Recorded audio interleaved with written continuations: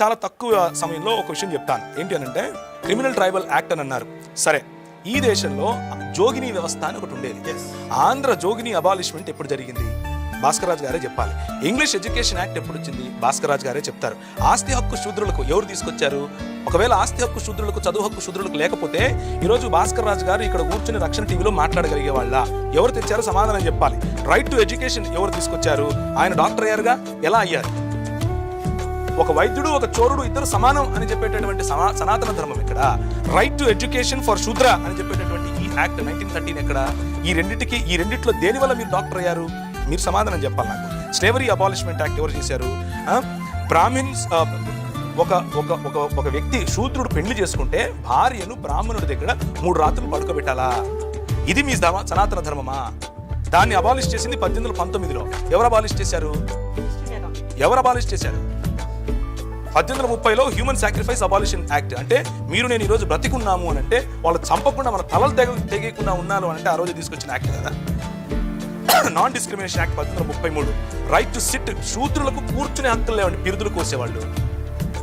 ఈరోజు టీవీల ముందు మీరు నిలబడుకొని మాట్లాడుతున్నారు అంటే కారణం ఏంటి?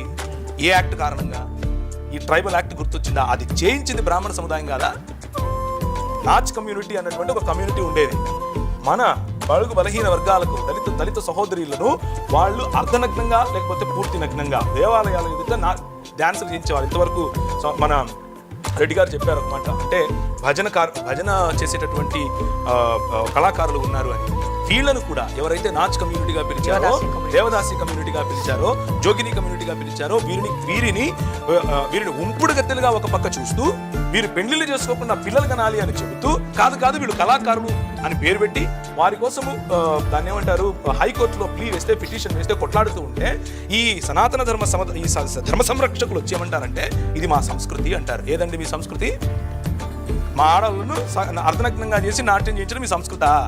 అది కాపాడటం కోసం మీరు నిలబడతారా? దానికి వ్యతిరేకంగా పోరాడితే బ్రిటిష్ వాడు క్రైస్తవుడైపోయాడా? ఇది మనకున్నటువంటి గొప్ప జ్ఞానం. కాబట్టి టైటిల్ సరి చేసుకోవాలి అని మన సహోదరులు చెప్పారు, భాస్కర్ రాజు గారు. నేను కూడా ఒప్పుకుంటున్నాను.